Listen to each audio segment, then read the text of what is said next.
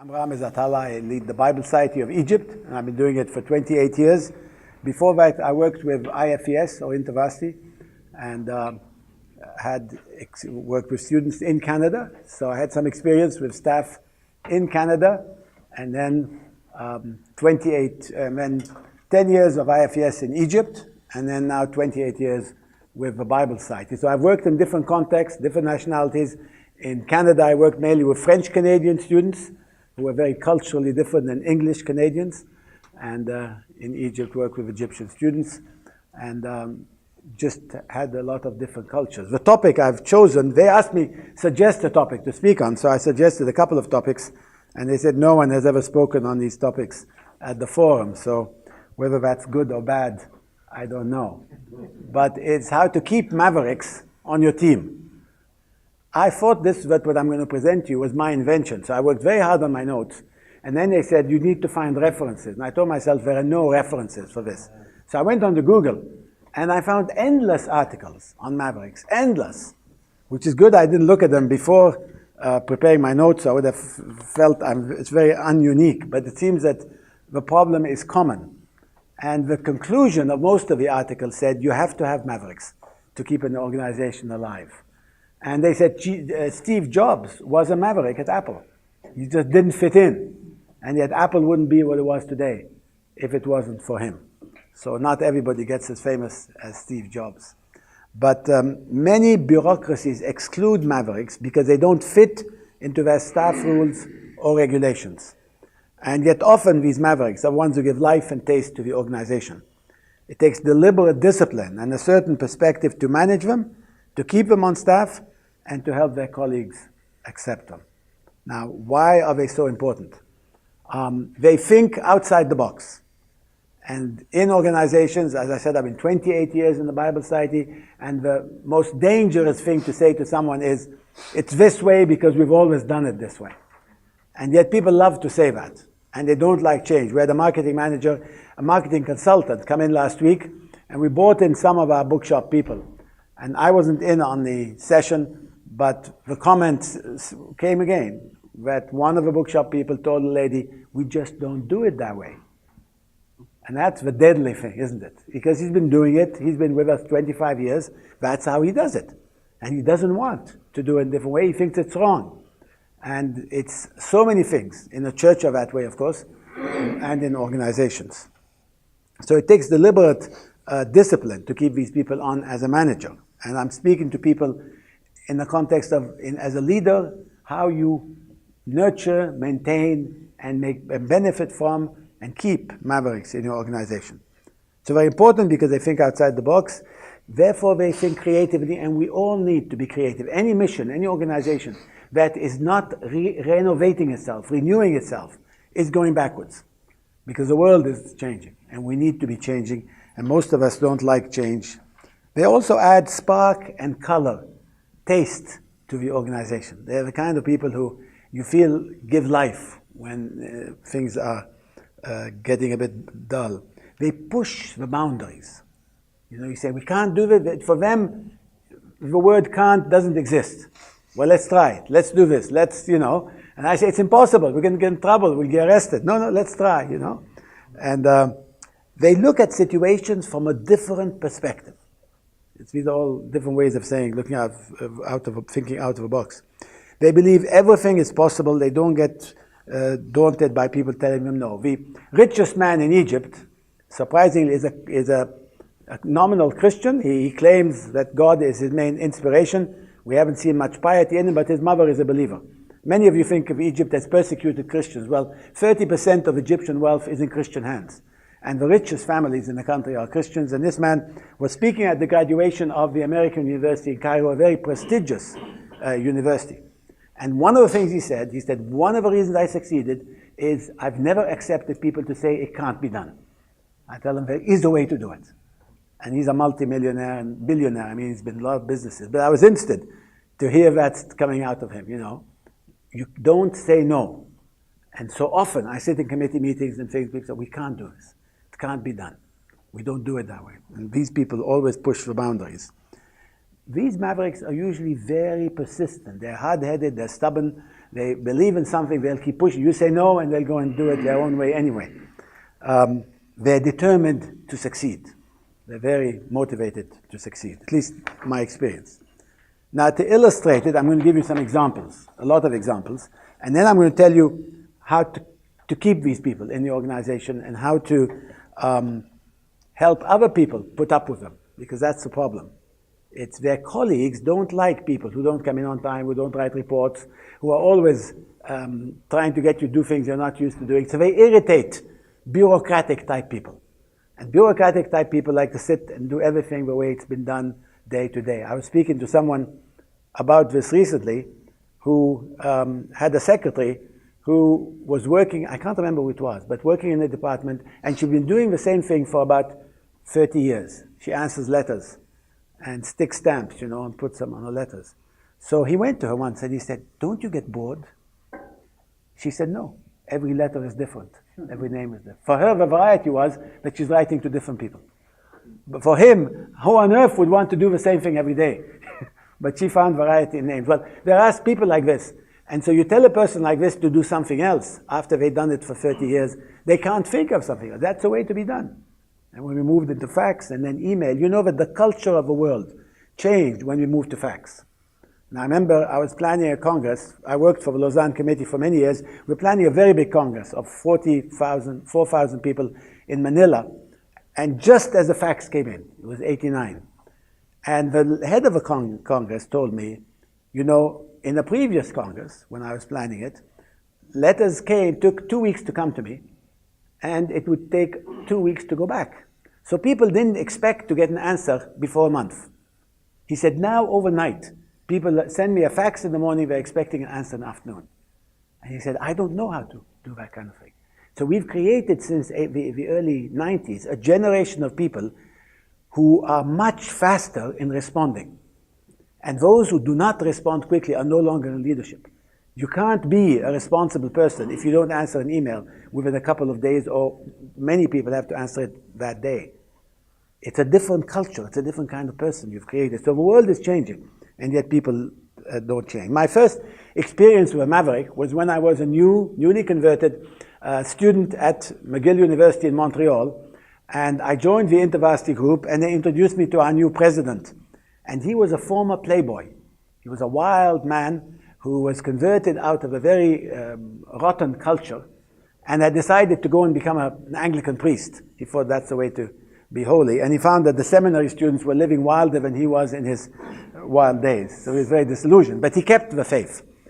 And so we would meet him in the morning sometime, and he'd look very sleepy. "What's up, David?" He said, "Well, I stayed up late at this dance." And we said, "Oh, you went to a dance?" Yeah. He said, "I led 2 of the girls on the dance floor to the Lord." Go to a dance, lead people to the Lord. I came from a church tradition that didn't go to dances, and it didn't seem very orthodox. But these young women kept for years. I know some of them till now, whom he led to the Lord on a dance floor. Now, he was a maverick. And the organization had difficulty because he was the leader. And fortunately, we had a good vice president. But he wasn't the kind Mavericks are not good managers or good leaders, but they cast vision. And I learned about unorthodox evangelism from this young man. I'm not going to mention any names now. He unfortunately is dead, but all the others are alive. And so I don't want to get myself in trouble. So if someone sees this recording, last year I mentioned someone, not by name, but I said enough things about that person that they could be identified. And then I sent her the video. I told her this would be good for you to hear. And I forgot that I had used her as an example. And of course she recognized herself, and I got in trouble. I said, "But I didn't say your name."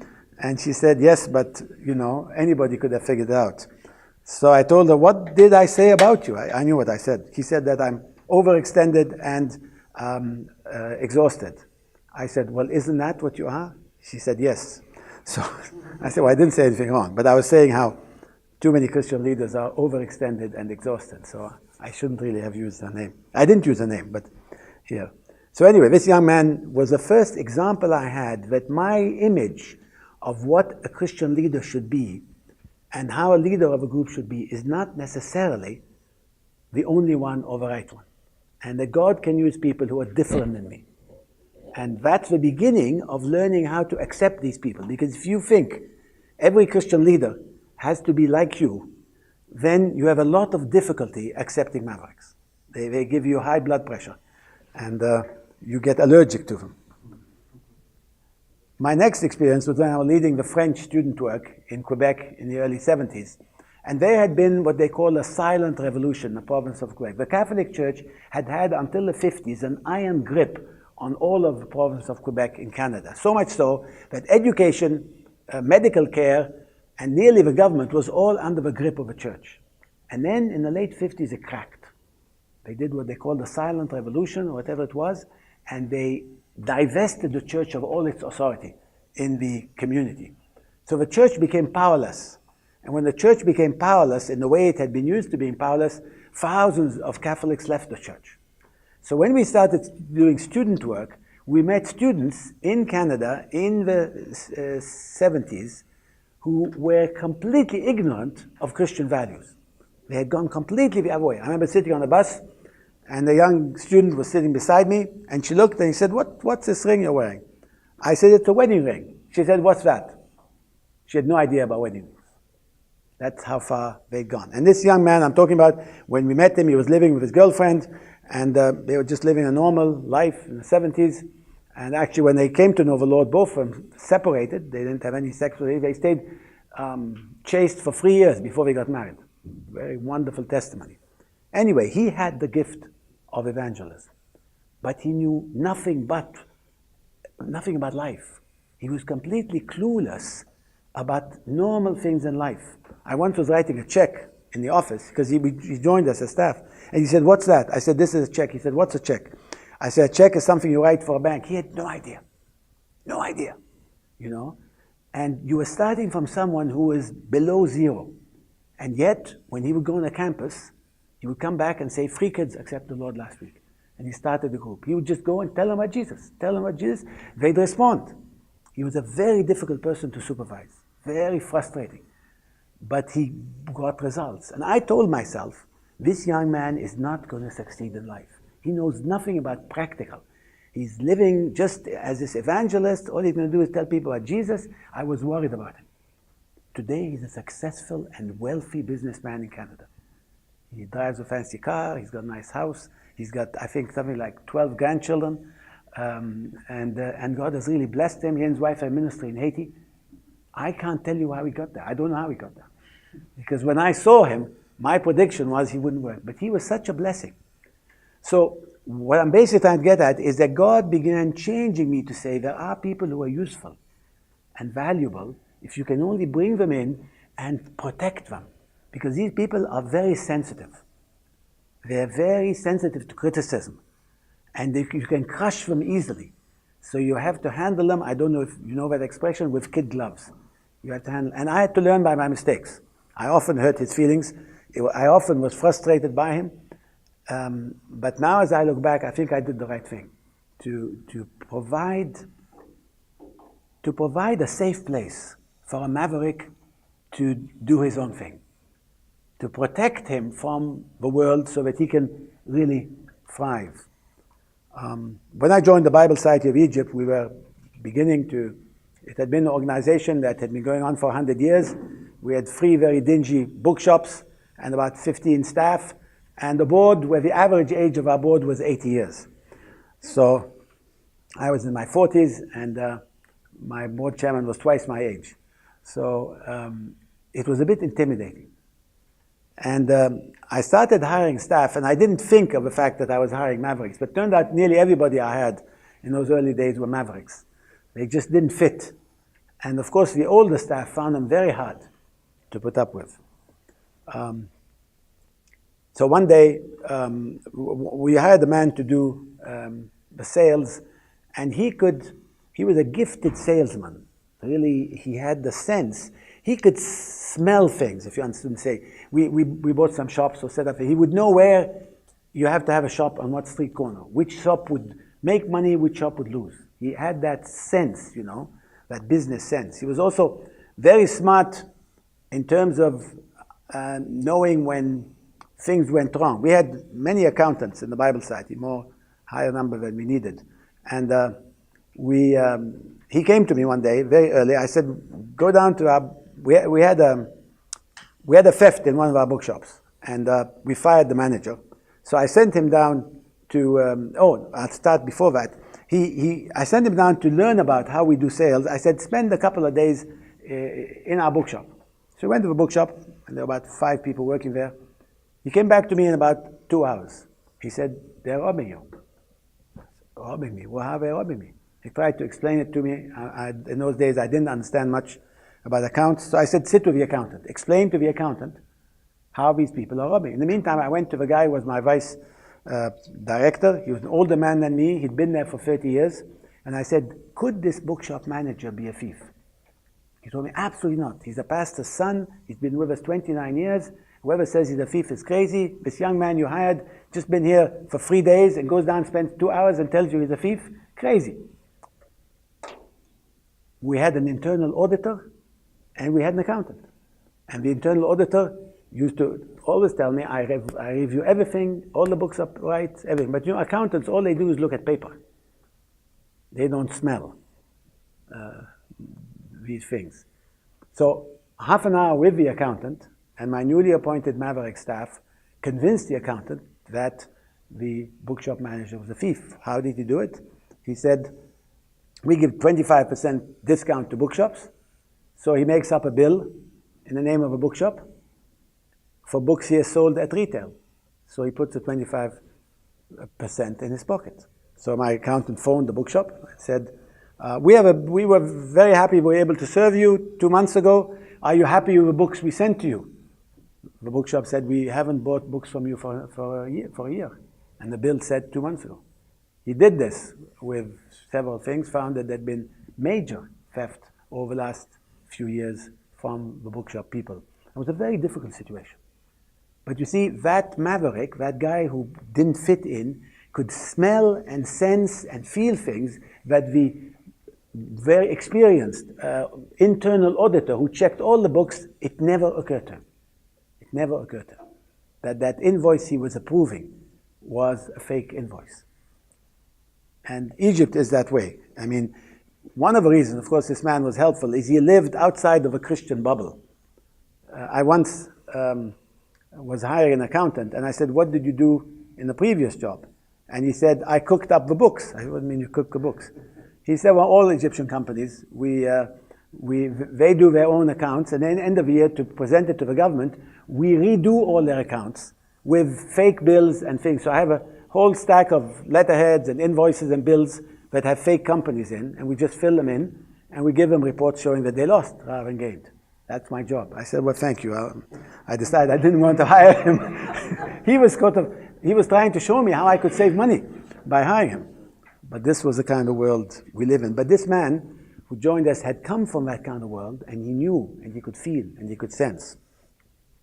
One day, him and another guy who was a Maverick was with us, and we went to visit a man who owned the building, and we were thinking of buying 2 floors of that building. So I had made the mistake of taking these 2 men with me. And we sat with this man, and we're negotiating about buying the 2 floors. And suddenly, one of them, I can't remember who, told this man, he said, how much would you sell us the whole building for? Of course, I had never occurred to me in a million years to buy the whole building. And it wasn't my idea. But those guys got their minds together and decided they wanted to buy the whole building. So the man who was selling it to me, was selling these 2 floors, said, I can't sell you a building. There are 5 apartments here have been sold, the others are rented, and the only space available is the one that's available for sale. They said, that's no problem for us. We don't want, we just want to know how much you want to sell the whole thing. And he said, what would you do? He said, don't worry about it, we'll manage. We ended up buying the building, and these 2 men convinced all the people who had bought apartments in that building to sell us their apartments. And the way they did it was, I mean, it was a very dangerous thing to do, because if anyone had said no, we'd have been stuck with a Muslim tenant, for instance, something in a Bible Society building. But they negotiated, of course, a very good price to a man because he thought they could not do it. He was convinced that there's no way you could get rid of these people. And so he sold it to us very cheap. Not much more, not very much more than it would have been to buy the 2 floors. And secondly, when they began negotiating for each floor, each person, they would find a man in a 2-bedroom apartment, they'd say, well, come with us, and they take him to a lovely apartment next door, not too far away, it's a 3-bedroom. We will buy you this apartment if you will move from your apartment. You're going to buy me a 3-bedroom apartment if I move? Yes, we will. Okay, they did it. One guy didn't want to sign, so they got the money, we pay in cash in Egypt. So they went to the bank and said, we want the smallest denomination. It was £5 bills. And they got 2 of our janitors carrying these big boxes full of cash. And they walked in with these big, enormous boxes. He said, here's the money. You just sign here and you get these boxes. The guy opens, saw all the cash, and just a mass of cash for a simple person was very convincing. But you see, they operate. If I had told my accountant, you say, write him a check. You know, that's what the accountant would have done. But these guys had the sense to know that when you make a deal, you do it a bit differently, you know. And we bought all the people out. Within a year, we bought everybody out, and the price we paid wasn't exorbitant. And we're now in a lovely Bible house in Cairo, six-floor building. It's a phenomenal place, thanks to these 2 guys who did things differently than I would ever have done them, and did things I didn't even dream of doing. I mean, I am known in the Bible side having vision and dreams. I never had a vision for such a big building, this kind of thing. They had it. So I benefited from these people, from that vision. Another man came along and said, I'm willing to help you do fundraising. Now, when I joined the Bible Society, they said, you know, it's very hard to do fundraising. Egyptians don't give money to charities, they give it only to their churches. We don't have a license to do fundraise, a legal license to fundraise, etc., etc., etc. We used to visit a few churches. We used to raise the equivalent of $10,000 from these churches over a whole year, you know. So that's all we did, and they figured you can raise it 10%, 20%. This man came along and said, no, I think we can do better. He said, we'll get fundraisers who will go to people in their homes and take a monthly donation. So we'll get people to make pledges and send the person. There's no checks, there's no mail, that's reliable. So he said, no problem. We'll send the person to go and visit you and say, would you please give to the Bible Society, and tell you about the Bible Society, and you say, okay, I'm going to give 10 pounds, Egyptian pounds a month, 20 Egyptian pounds a month. He said, okay, I'll come every month and collect it. So you can't say no if someone's going to come to your house and collect the amount. And he built up a team of fundraisers that went to churches, and we began with our majority church is the Coptic Orthodox Church. They were resistant. So this man, one day when we were visiting the patriarch of the church, an elderly man who didn't have much love lost for evangelicals, but loved the Bible. In the middle of a meeting, he said, Your Holiness, would you sign us a pledge that you will give us money every month to the Bible Society? He was taken a bit aback, but he said, okay. So this guy pulled out a fancy form he'd made, had the patriarch sign it, and of course, once the patriarch signed that he was going to give us £100 a month, that piece of paper was used by all our fundraisers for photocopies. Say, the patriarch gives, aren't you going to give? So you go to a businessman and say, your patriarch gives money to a Bible Society, why don't you give? So it was a tacit endorsement by the head of a Coptic church to give money to a Bible Society. And if I told him to make an announcement to do that, he wouldn't have done it at that time. But that was a tacit thing. Just to give you an example of that. In 1990, we were raising, I said, $10,000. 2016, and we were visiting about 10 churches. 2016, we visited 800 churches, and we're raising $1 million from Egyptians with 45 full-time fundraisers. Because I had a Maverick who thought that the impossibility could be done. You know, so I'm talking about these people, but managing these people, I'm telling you the good side, managing these people was a nightmare. And many times I felt, you know, because these are the good things. They did some things that weren't as good. But you can't expect a person to always do what you want or always succeed. They risk, and sometimes the risk doesn't work. But if you're not going to risk in life, you're not going to succeed. And I learned through these people to sail.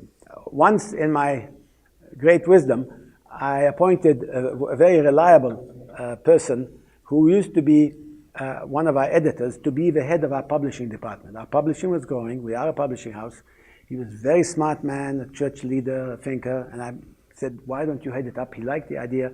Moved him from a town in the south to come to Cairo, paid for the move. He became the head, very prestigious man. 6 months later, this man was having a heart attack. He didn't know how to manage. He was a thinker, he was a teacher, he was very good, but I hadn't realized that there are some people who can't manage. So when you would discuss something with him, so he get very nervous, very upset. When you disagreed with something, you know, salespeople want a book to come out on time, and this book is late, so the salespeople, he'd get very nervous. So it became obvious that he was not in the best place. So by God's grace, and this doesn't happen very often, she changed positions with the editor. So the editor became the manager, and he became the editor. And that was just God's grace. From that position as editor, he's now one of the most well-known Egyptian speakers. He's got television programs. He travels all over for Bible Side. He just came back from a trip in the States last month. He loves doing what he's doing, and he's doing it very differently, but he's not the kind of person you keep to a schedule. You can't keep him very organized. He just wasn't the right person to be the manager. But he was the perfect person to represent us, to raise money for us, to speak on our behalf, to do radio programs, and these kind of things. So it's sometimes you think of putting someone in there, and then it doesn't work. By God's grace, we didn't have to fire him. We were able to reassign him, and God used him in a great way. Same thing happened with another man. He was one of our salesperson manager for the south of Egypt. He had 5 staff under him, and they were all complaining because they felt he had favorites. They just didn't like him as a manager. And I liked the man, and I felt sorry, and I didn't know what to do. And suddenly I got the idea that we'd make him our public relations person. So I said, such and such, why don't you become the public relations person? You will make the Bible Society known. He said, what's that? I said, it's just you go to people and you tell about us, you deal with church leaders, government, and so on.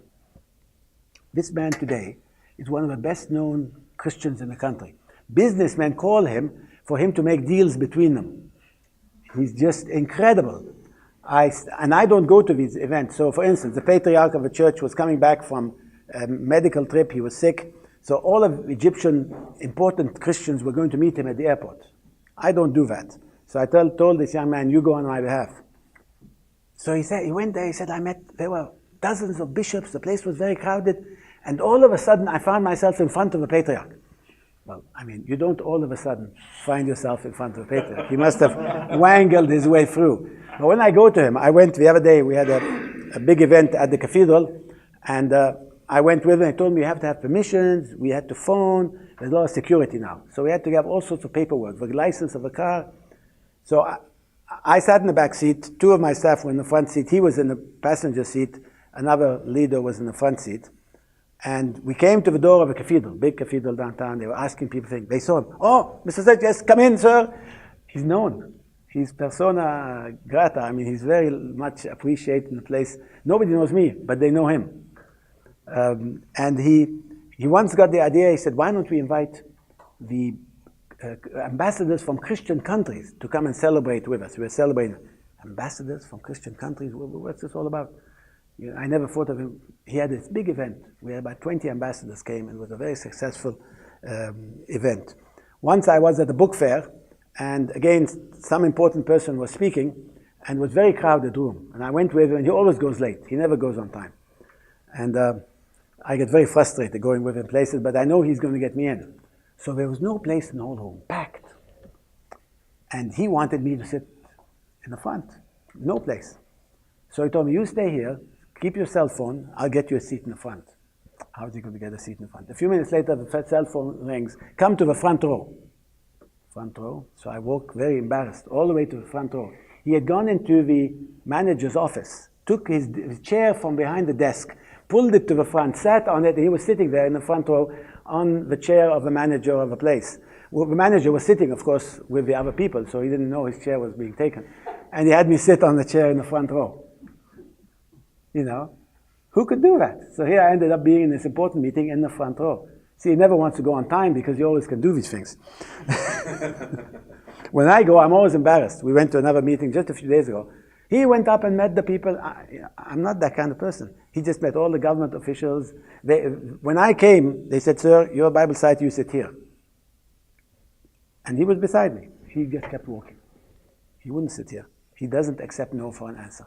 And people, when you see someone very confident, you don't stop him. So he goes there. When Pope Francis was coming to Egypt, this friend of mine is a Catholic, and he's an evangelical Catholic, and he told me we have to have something for the Pope, we have to do a special event. So we printed a special booklet, which was printed 30,000 of them. He said, "I'm going to have the committee meet at the Bible site." He said, "The committee planning the Pope's visit is going to meet at the Bible." So the committee planning the big event with Pope Francis met at the Bible site. He became the interface between that committee and the Egyptian government. So he would take them to meet the prime minister, to meet the president, to do a thing. He was going back and forth with security. That's the kind of person he is. I'm scared stiff to do that kind of thing. I don't know how to relate to these people. And this is a man who failed being a sales manager in the South. And he's now one of the most successful people. But he's very hard to supervise. He does crazy things still and drives me bananas. But he can do things that none of us can do, and he's made the Bible site known all over Egypt, in all sorts of places, simply because of his movement. Very naturally. He walks in there, and you think, whenever I'm behind him, I'm very secure, because I know I'm going to get to where I want to go. So why is it difficult to keep these people? It's difficult because they don't come on time. It's not really that important if they don't come on time to the office in terms of their work.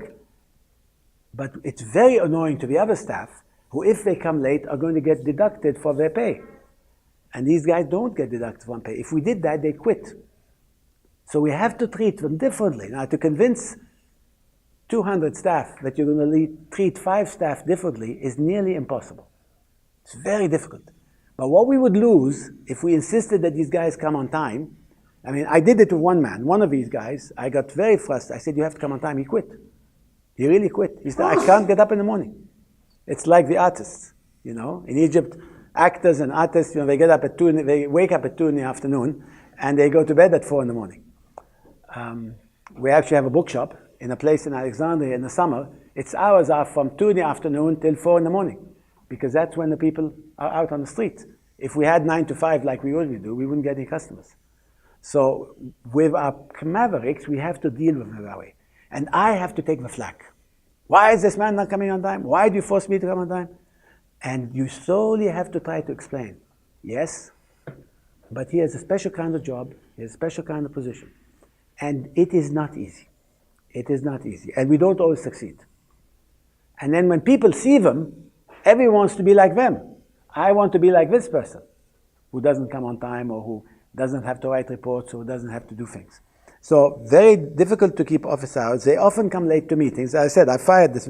I told this man, if you don't come to meetings on time, you can't come anymore, and he quit. Fine. It was difficult because he was one of our managers and he needed to come on time. But that's the way these people think. They just can't fit, And so you have to decide, do I lose him, or do I adapt to him or her? And it's a very difficult decision to make.